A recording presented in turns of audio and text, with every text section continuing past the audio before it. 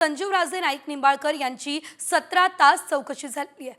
फलटणमधील त्यांच्या घरात आयकर विभागाकडून चौकशी करण्यात आली आहे, तर पुण्यातील घरात अजूनही झाडाझडती सुरू असल्याचं कळत आहे। काल सकाळी सातारा आणि पुण्यातील त्यांच्या घरांवर आयकर विभागाने छापेमारी केली आहे। संजीव राजे नाईक निंबाळकर माजी सभापती रामराजे नाईक निंबाळकर यांचे चुलत बंधू आहेत।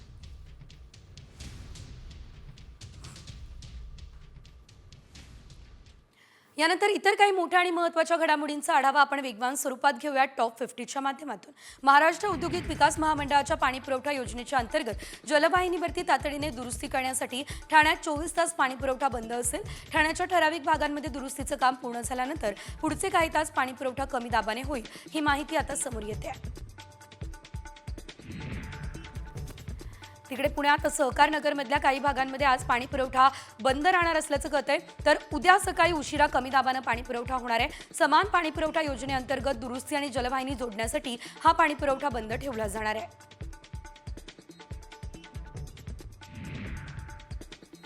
पुण्यात आज शिवाजीनगर भागामध्ये आपण पाहतोय 8 तास वीज पुरवठा बंद असेल। सकाळी 8 ते दुपारी 4 पर्यंत प्रामुख्याने शिवाजीनगरसह डेक्कनमधील परिसरात वीज पुरवठा बंद असेल। शिवाजीनगर ते हिंजवडी मार्गावरील पुणे मेट्रोच्या अत्यावश्यक कामांसाठी हा वीज पुरवठा बंद ठेवला जाईल।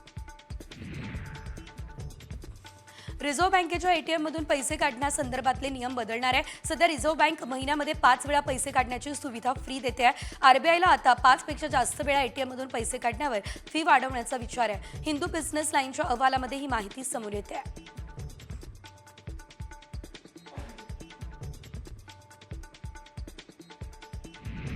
तुम्ही जीमेल वापरत असाल तर जरा सावधान, कारण तुमचं जीमेल अकाउंट कधीही हॅक होऊ शकतं।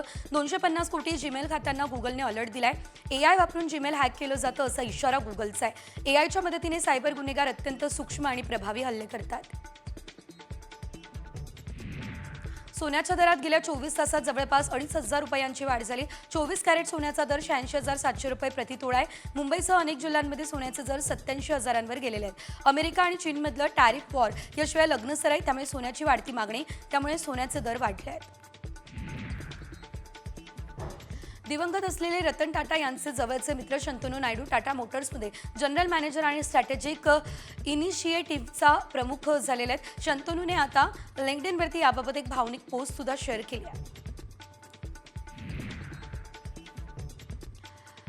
छत्रपती शिवाजी महाराजांबद्दल वादग्रस्त वक्तव्य करणाऱ्या राहुल सोलापूरकरला गोळ्या घालून मारलं पाहिजे, ही संतप्त प्रतिक्रिया उदयनराजेंनी दिली। सोलापूरकर हा औरंगजेबाची औलाद आहे, जिथे दिसेल तिथे त्याला ठेचा आणि गाडा, ही आक्रमक भूमिका उदयनराजेंनी घेतली आहे।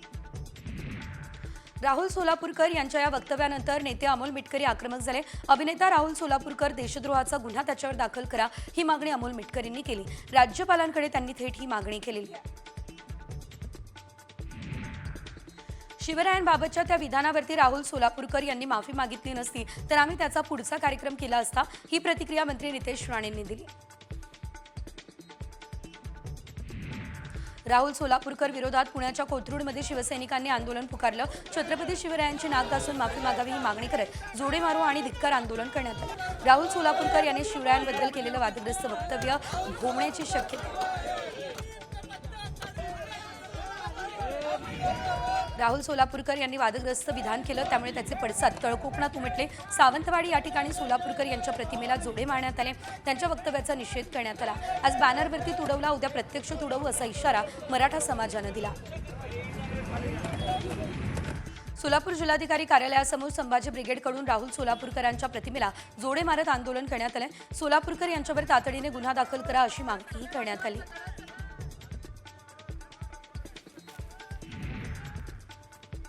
इंग्लंडच्या T20 मालिकेत एकतर्फी पराभव केल्यानंतर टीम इंडिया आता 3 एकदिवसीय सामन्यांची मालिका खेळणार आहे। आयसीसी चॅम्पियन्स ट्रॉफीची तयारी करण्यासाठी भारताला ही शेवटची संधी आहे। यामध्ये भारताला त्यांचे प्लेइंग 11 अंतिम करायचे आहेत। या स्पर्धेसाठी रणनीती देखील बनवायची आहे।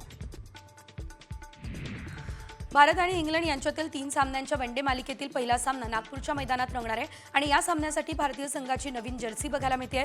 रोहित शर्माच्या नेतृत्वाखाली भारताच्या वनडे मालिकेला नागपूरमधून सुरुवात होते।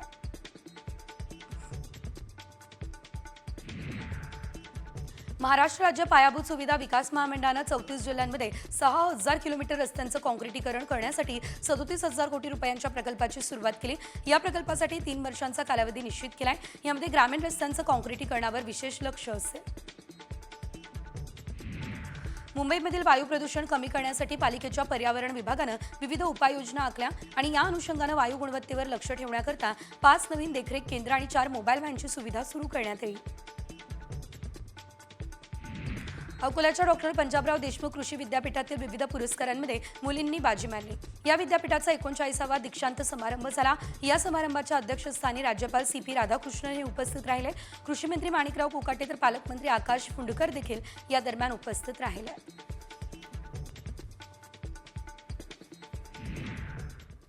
यानंतरची बातमी जी आपण पाहतोय ती बातमी थेट शिर्डीमधून समोर येते, कारण साई भक्तांना दर्शन रांगेत मोफत प्रसाद योजनेचं कुपन दिलं जाणार आहे। साई मंदिर रांग आणि भक्त निवासातच हे कुपन मिळणार आहे। मोफत भोजनामुळे भिक्षेकरी आणि गुन्हेगार वाढले असा आरोप होतो। साईंचं दर्शन घ्याल तरच मोफत जेवण मिळेल हे आता स्पष्ट होताना दिसतंय। याआधी या संदर्भात आपण पाहिलं होतं सुजय विखे पाटील यांनी देखील एक विधान केलेलं होतं। काही लोक जे आहेत दारू पिऊन येतात, धूम्रपान करतात, त्यामुळे त्या ठिकाणी प्रसाद घेणाऱ्या भाविकांना त्रास होतो अशा काही तक्रारी संस्थांकडे प्राप्त झालेल्या होत्या। त्यामुळे साई भक्तांच्या सोयीसाठी जो आहे तो आजपासून जे आहे बाबांचं दर्शन घेतल्यानंतर दर्शन लाईनमध्ये जे आहेत ज्या ठिकाणी उदी प्रसाद वाटप होतो त्या ठिकाणीच प्रसादाचं जे कुपन जे आहे त्याचं वाटप जे आहे सुरू केलेलं आहे। आणि यानंतरची बातमी खरं तर शिक्षकांसाठी महत्त्वाची आहे। शिक्षकांनो सावधान, असं मी का म्हणतेय, कारण तुमची पगारवाढ बनावटही असू शकते। पुण्यातून असाच एक आर्थिक घोटाळा समोर आलाय। एका दलालानं तब्बल 50 शिक्षकांकडून 17 लाख रुपये लुबाडले। पदवीधर नसलेल्या कला शिक्षकांना पदवीधर वेतन श्रेणीचे फायदे मिळवून देण्यासाठी या दलालानं बनावट अध्यादेश जारी केलाय। त्यासाठी शालेय शिक्षण आणि क्रीडा विभागाचे अतिरिक्त सचिव प्रवीण मुंढे यांच्या डिजिटल स्वाक्षरीचा वापर केलाय। दलाल असलेल्या डॉक्टर दीपक चांदणेनं हा अध्यादेश दाखवलाय। शिक्षकांकडून तब्बल 17 लाख रुपये वसूल केले। ही रक्कम पुणे जिल्हा परिषदेच्या माध्यमिक शिक्षणाधिकाऱ्यांना द्यायची असल्याची बतावणी सुद्धा करण्यात आली आहे। पुणे अँटी करप्शन ब्युरोने या प्रकरणी दलालाला बेड्या सुद्धा ठोकल्या असल्याचं कळतंय। तर आपण पाहतोय दलाल डॉक्टर दीपक चांदणे यांना शिक्षक विभागाला ओळख असल्याचं भासवलं। शिक्षण विभागाच्या अतिरिक्त सचिवांच्या डिजिटल सहीने बनावट आदेश काढले। पदवीधर नसलेल्या 50 कला शिक्षकांना वेतनवाढीचं आमिष सुद्धा त्यानं दाखवलं। शिक्षणाधिकाऱ्यांच्या बनावट सहीचा आदेश तयार करत 17 लाख रुपये गोळा केले। दलालाला बेड्या आणि आणखी काही जण सहभागी असल्याचा देखील संशय सध्या तरी पोलिसांना असल्याचं कळतंय।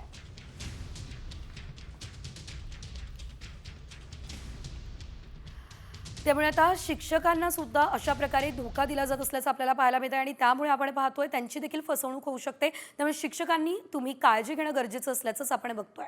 36 जिल्हे 36 रिपोर्टर्सच्या माध्यमातून पुढे घेऊयात संपूर्ण राज्यभरातल्या महत्त्वाच्या आणि मोठ्या बातम्यांचा धावता आढावा।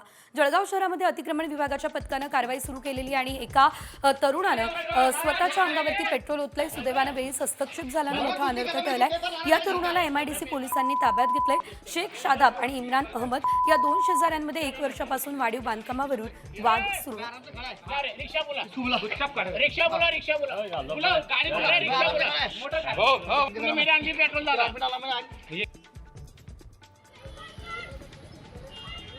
वर्धा शहरातील मुख्य मार्गावरती सोशालिस्ट चौकामध्ये 2 गटात चांगलाच राडा झालेला। एका शॉप चालक आणि लगतच्याच एका कार्यालयातील सदस्यांमध्ये हा वाद झालाय। या राड्यामुळे काही वेळ रस्त्यावरील वाहतूक ठप्प झाली। गेल्या काही दिवसांपासून या दोघांमध्ये वाद सुरू होते आणि याच वादातून काल दोघांमध्ये हाणामारीही झाली।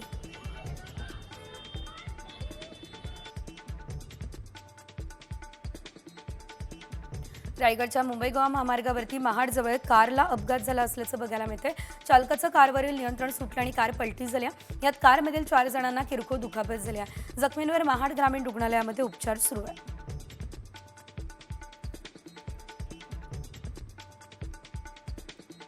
वाल्मिक कराडच्या बातम्या मोबाईलवर का पाहतोस असं विचारत दोघांनी एका तरुणाला बेदम मारहाण केली। बीडमधील धारूर गावामध्ये ही घटना घडलेली आहे। अशोक मोहिते असं मारहाण झालेल्या तरुणाचं नाव आहे आणि त्याच्यावर अंबाजोगाईमधील शासकीय रुग्णालयात उपचार सुरू आहे।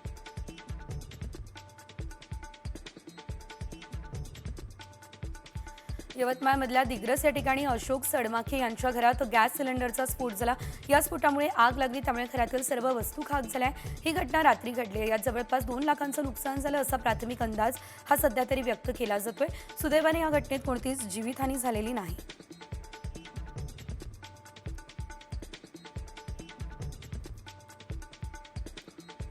नाशिकच्या सटाणा तालुक्यातील दोदेश्वर परिसरात असलेल्या डोंगराला आग लागली असल्याचं बघायला मिळालं।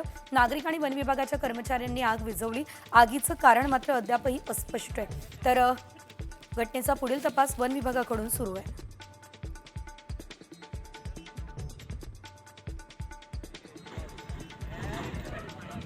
कोल्हापूर या ठिकाणी शिवाजी विद्यापीठ परिसरातील एनसीसी भवन मार्गावरती बर्निंग कारचा थरार बघायला मिळाला। स्थानिकांनी सावधानता राखत आग विझवण्याचा प्रयत्न केला। दरम्यान आगीचं कारण अद्यापही अस्पष्ट आहे।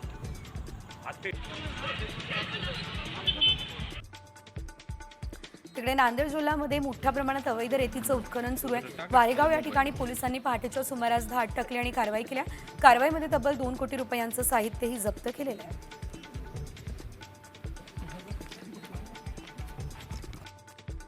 कोल्हापूरच्या शिवनाकवाडी गावामध्ये 200हून अधिक जणांना विषबाधा झाली आहे। 100हून अधिक गावकऱ्यांना इचलकरंजीच्या आयजीएम रुग्णालयात दाखल करण्यात आलं। यात्रेनिमित्त महाप्रसादाचं आयोजन करण्यात आलं। या प्रसादामध्ये तयार करण्यात आलेल्या खिरीमधूनही विषबाधा झाल्याची प्राथमिक माहिती आहे।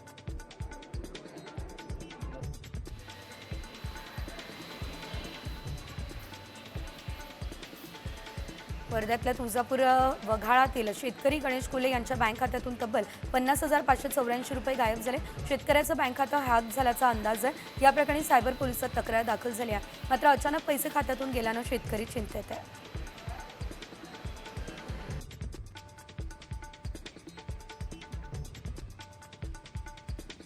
चंद्रपूर जिल्ह्यामध्ये वाघांची शिकार करणाऱ्या बहेलिया टोळीच्या शोधासाठी तपास यंत्रणा खडबडून जागी झालेली आहे। राज्यासह देशातील शिकारी जे ते टोळ्यांच्या मुसक्या आवळण्यास सुरुवात झालेली आहे। तेलंगणाच्या आसिफाबादमधून 16 आरोपींना अटक झाली आहे। सर्व बहेलिया टोळीतील असल्याची माहिती आहे।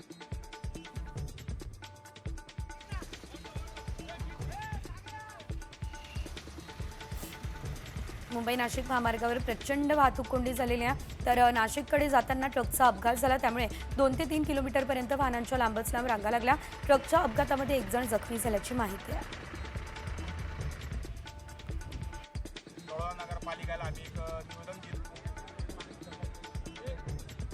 नंदुरबार जिल्ह्यातील तळोदा नगरपालिकेच्या विरोधात गावकऱ्यांनी गटारीच्या घाणपाण्यात बसून आंदोलन केलंय। शहरात घाणीचं साम्राज्य पसरलंय, विकास कामं होत नाहीये, या तक्रारी गावकऱ्यांनी यावेळेस केल्या आहेत।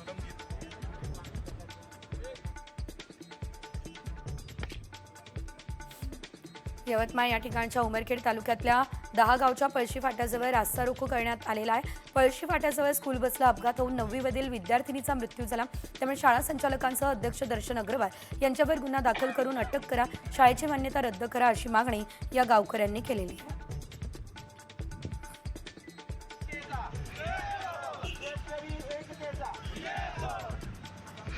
तुळजापूर या ठिकाणी शेतकऱ्यांनी रास्ता रोको आंदोलन केलं। नोंदणी केलेल्या सर्व शेतकऱ्यांचे सोयाबीन सरसकट खरेदी करण्याची मागणी केली।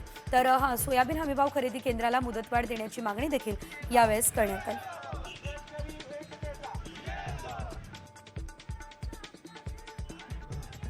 शक्तीपीठ महामार्ग राज्यातील 12 जिल्ह्यांमधून जातो आणि या महामार्गाला शेतकऱ्यांमधून विरोध होतोय। मात्र नांदेडमधून देखील महामार्गाला विरोध करण्यासाठी शेतकरी रस्त्यावर उतरले। आक्रमक शेतकऱ्यांनी आज नांदेड ते वसमत या महामार्गावर रास्ता रोको आंदोलन केलं।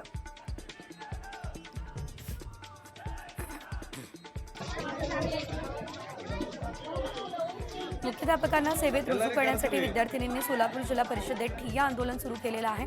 अक्कलकोट तालुक्यातील मैंदर्गीमधील जिल्हा परिषद कन्नड शाळेचे मुख्याध्यापक महांतेश कट्टीवनींना निलंबित करण्यात आले। मात्र त्यांना पुन्हा सेवेत रुजू करून घेण्यासाठी विद्यार्थिनींनी आंदोलन केले।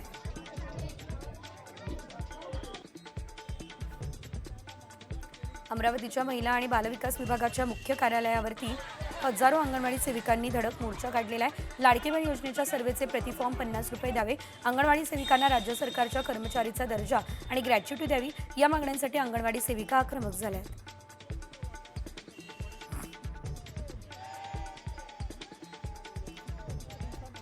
सेवाग्रामच्या कस्तुरबा हेल्थ सोसायटीच्या कर्मचाऱ्यांनी अखेर आपण पाहतोय आंदोलन मागे घेतलेल्या विविध मागण्यांसाठी 22 जानेवारीपासून बेमुदत ठिय्या आंदोलन सुरू होतं. रुग्णालयातील सर्व कर्मचारी बाहेर पडल्यानं संस्थेने आंदोलनाची दखल घेतली. आंदोलकांच्या 9 पैकी 8 मागण्या मान्य सुद्धा केल्या असल्याचं बघायला मिळतं.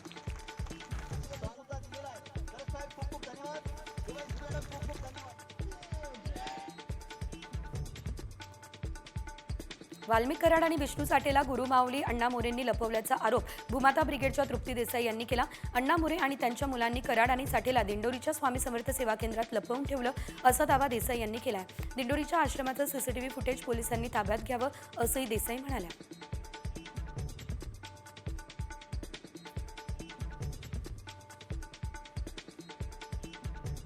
खंडणी प्रकरणातील आरोपी वाल्मिक कराडच्या संपत्तीची ईडी चौकशीची मागणी करणारी याचिका मुंबई हायकोर्टानं फेटाळली. कोर्टानं याचिकाकर्त्यांच्या हेतूवर सवाल उपस्थित केला.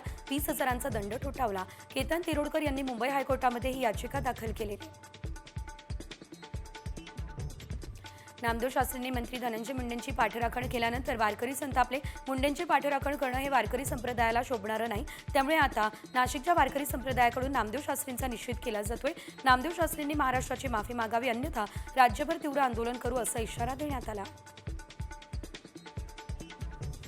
संतोष देशमुख यांच्या हत्येसारख्या घटना कोणत्याही परिस्थितीमध्ये खपवून घेतल्या जाणार नाही. कोणीही असो, प्रत्येकावर कारवाई होईल असं आश्वासन मुख्यमंत्री फडणवीसांनी दिलं. देवेंद्र फडणवीस यांनी बीडमध्ये एका कार्यक्रमाला हजेरी लावली. यावेळेस भाषण करताना मुख्यमंत्र्यांनी संतोष देशमुखांचा उल्लेख केला.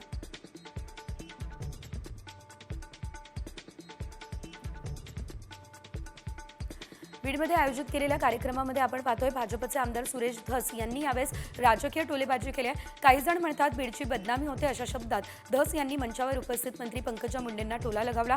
तर दिवार सिनेमाची डायलॉगबाजी करत माझ्याकडे फडणवीसांचा आशीर्वाद आहे असं वक्तव्यही धस यांनी केलं. शिरूर आणि पाटोदा तालुक्यातल्या आणखी 3.7 टीएमसी पाणी देवेंद्र बाहुबली हेच देऊ शकतात असं धस म्हणाले. तर हाच जागा पकडत मंत्री पंकजा मुंडे यांनी देवेंद्र बाहुबली असेल तर आपण शिवगामी असून आपलं वचन हेच शासन असल्याची मिश्किल वक्तव्य केलं. बीडच्या मच्छिंद्रनाथ गडावरील विकास कामांचं मुख्यमंत्री फडणवीस यांच्या हस्ते उद्घाटन झालं. हा सुरेश धस यांचा बालेकिल्ला आहे आणि गडावरील विकास कामांसाठी मुख्यमंत्र्यांकडून धस यांनी निधी मंजूर केलाय आणि या विकास कामांचं उद्घाटनही पार पडलंय.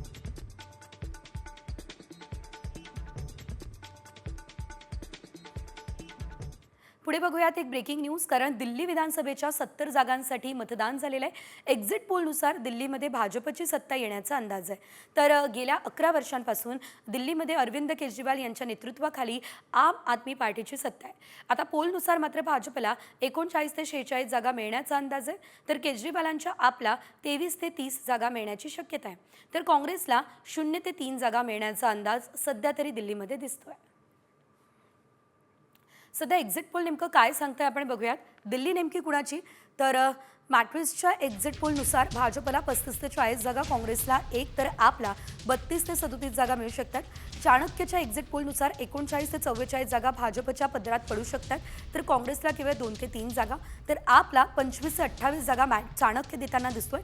तर पोल डायरीच्या नुसार 42 ते 45 जागा भाजपला, 2 जागा काँग्रेसला आणि 18 ते 25 जागा आपच्या पदरात पडण्याची शक्यता आहे. पीपल इन्साइटच्या एक्झिट पोलनुसार 40 ते 44 जागा भाजपकडे, 1 जागा काँग्रेसला आणि 25 ते 29 जागा आपला मिळण्याची शक्यता आहे. रिपब्लिकन भारतच्या एक्झिट पोलनुसार आता 35 ते 40 जागा ज्या आहे ते भाजपकडे जाण्याची शक्यता आहे. 1 जागा काँग्रेसला मिळू शकते, तर 32 ते 37 जागा आपला मिळण्याची देखील शक्यता आहे. तर एकूण जर आपण बघितलं तर पोल ऑफ पोलनुसार भाजपला 39 ते 46, काँग्रेसला 3 अशा जागा मिळण्याची शक्यता सध्या तरी दिसते आहे. तर 32 ते 37 जागा आपला मिळण्याची शक्यता सध्या दिसते.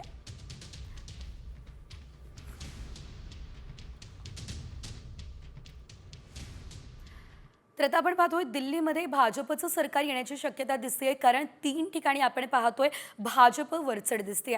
यानंतरच आणखी काही मोठ्या आणि महत्त्वाच्या बातम्या ज्यांचा आढावा घेऊयात वेगवान स्वरूपात. काही दिवसांपूर्वी उद्धव ठाकरे आणि भाजपचे नेते चंद्रकांत पाटील एका लग्न सोहळ्यामध्ये एकत्र दिसले. यामुळे ठाकरे गट आणि भाजप एकत्र येणार ही चर्चा रंगली. यावर पहिल्यांदाच मुख्यमंत्री फडणवीसांनी उत्तर दिलं, आमच्यातील संबंध खूप खराब आहे, ही परिस्थिती नाही आहे असं फडणवीस म्हणाले. राज्यातील गोरगरीब गरजू नागरिकांसाठी राज्यात सध्या सुरू करण्यात आलेली शिवभोजन थाळी योजना यापुढील काळात पूर्ववत सुरू ठेवण्यात यावी ही मागणी छगन भुजबळांनी मुख्यमंत्री देवेंद्र फडणवीस यांच्याकडे केली आहे। शिवभोजन थाळीचा खर्च शासनासाठी नगण्य आहे असा पत्रात उल्लेखही करण्यात आलेला आहे। ऑपरेशन टायगरची तयारी पूर्ण झालेली आहे तर काही सर्जनवरती त्यांची जबाबदारी असं विधानमंत्री शंभूराज देसाईंनी केलं। विधानसभा निवडणुकीनंतर एकनाथ शिंदेंच्या शिवसेनेचं पडद्यामागून ऑपरेशन टायगर सुरू अशी माहिती मिळते। मराठा आरक्षणासाठी मनोज जरांगे यांनी मेगा प्लॅन आखला। आरक्षण दिल्याशिवाय मी एक इंचही मागे हटणार नाही असं ते म्हणाले। 22 फेब्रुवारी ते 22 मार्च दरम्यान गाठीभेटींचं नियोजन करणार, थेट गावातील अडचणी समजून घेणार असंही ते म्हणाले। मराठा आरक्षण आंदोलनकर्ते मनोज जरांगे पाटील यांना रुग्णालयातून डिस्चार्ज मिळालाय। जरांगेंवर छत्रपती संभाजीनगरच्या गॅलेक्सी हॉस्पिटलमध्ये उपचार सुरू होते। उपोषणानंतर मनोज जरांगे पाटील यांच्यावर गेल्या 5 दिवसांपासून रुग्णालयात उपचार सुरू आहेत। माजी सभापती असलेले रामराजे नाईक निंबाळकर यांचे चुलत बंधू संजीवराजे नाईक निंबाळकर आणि रघुनाथराजे नाईक निंबाळकर यांच्या घरावर आयकर विभागानं छापेमारी केली। सातारा आणि पुण्यात छापेमारी करण्यात आली आहे। गोविंद दूध कंपनीमधील व्यवहाराबाबत ही छापेमारी झालेली आहे।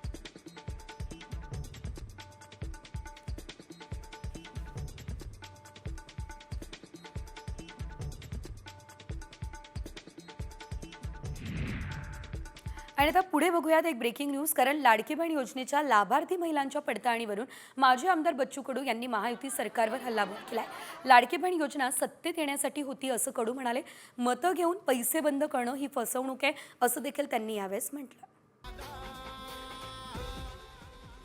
तुम्ही निकष न पाडता जेव्हा पैसे त्यांच्या खात्यात टाकले आणि आता तुम्ही सांगता त्या पात्र नाही आहे, मग पैसे द्याच्या अगोदर पात्र ठरवायचं का दिल्यानंतर पात्र ठरवायचं? आता लाखो आमच्या बहिणींना त्याच्यातून बाहेर काढेल, मतं घेऊन घेतले आणि आता पैसे पण बंद करणार आहे।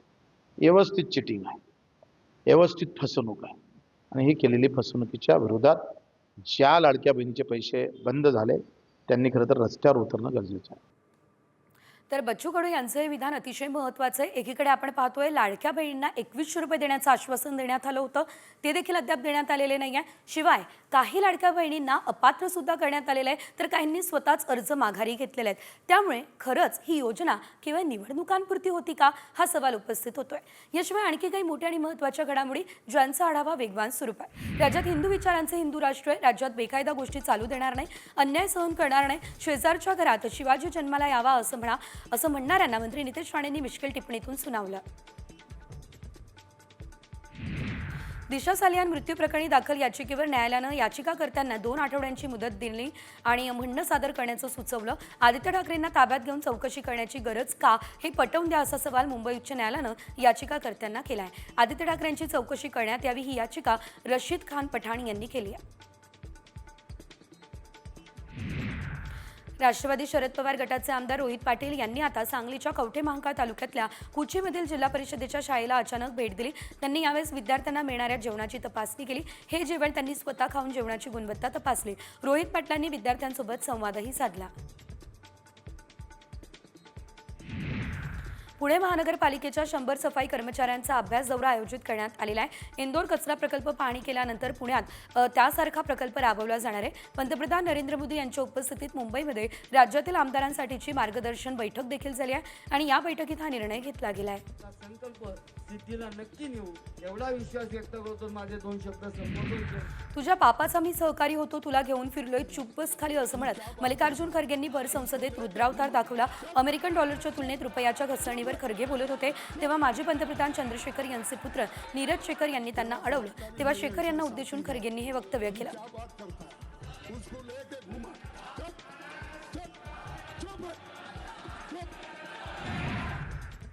यानंतर एक मोठी बातमी, कारण फेब्रुवारीच्या सुरुवातीलाच उन्हाचा चटका वाढताना दिसतोय तर पुढील काही दिवसात तापमान आणखी वाढण्याची शक्यता आहे। राज्यातील किमान आणि कमाल तापमानात वाढ होण्याचा अंदाज आहे। राज्यातल्या बहुतांश भागात किमान तापमान 35 अंशांपर्यंत गेलं आहे। महाराष्ट्रात येत्या 5 दिवसांमध्ये कोरडं आणि शुष्क हवामान राहणार असा अंदाज आहे, तर तापमानात येत्या 24 तासात वाढ देखील होऊ शकते। पुण्यासह मराठवाडा विदर्भात तापमानात बदल होण्याचा अंदाज आहे। पहाटे गारवा आणि दुपारी उन्हाचा चटका अशीच परिस्थिती सध्या तरी राज्यात दिसतेय, त्यामुळे संसर्गजन्य आजारांमध्ये देखील वाढ होण्याची शक्यता आहे। कमाल तापमानाचा पारा पुन्हा वाढलेला आहे, त्यामुळे उन्हाचा चटका सुद्धा पुन्हा वाढणार असल्याचं आपल्याला बघायला मिळते. एकंदरीत आत्ताशी केवळ फेब्रुवारी सुरू झालेला आहे आणि फेब्रुवारीच्या सुरुवातीलाच ऊन मात्र कडाक्याचं पडताना अनेक ठिकाणी दिसतंय. काही ठिकाणी तापमानाचा पारा चढा असल्यानं नागरिकांना अनेक समस्यांचा सामना करावा लागतोय. मात्र असंच जर राहिलं तर त्यामुळे काही आजार सुद्धा बळावण्याची शक्यता आहे. पुणे, मराठवाडा, विदर्भात देखील सध्या तापमान हे वाढलेलं आहे आणि पुढच्या काही दिवसांमध्ये तापमान आणखी वाढण्याचा अंदाज हवामान विभागानं व्यक्त केला आहे.